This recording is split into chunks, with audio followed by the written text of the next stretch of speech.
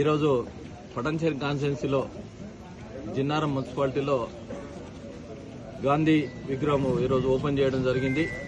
దీనికి ముఖ్య అతిథిగా వచ్చిన ఎమ్మెల్యే గారు మైపాల్ రెడ్డి గారు, అదేవిధంగా స్థానిక నాయకులందరికీ పేరు పేరున నమస్కారాలు తెలియజేస్తా ఉన్నా. కమిషనర్ గారు, పత్రికా విలేకరులందరికీ దసరా శుభాకాంక్షలు తెలియజేస్తూ గాంధీ జయంతి శుభాకాంక్షలు తెలియజేస్తా ఉన్నాను. ఇప్పటివరకు ఎమ్మెల్యే గారు అన్నీ చెప్పడం జరిగింది.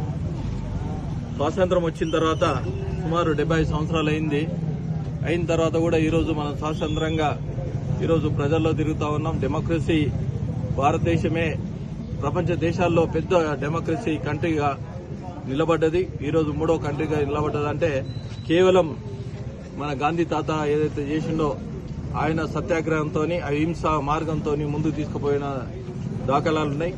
దాంతోనే ప్రతి ఒక్కరు శాంతిదూత ఏంటంటే భారతదేశం శాంతిదూత అని చెప్పడం జరుగుతూ ఉంది.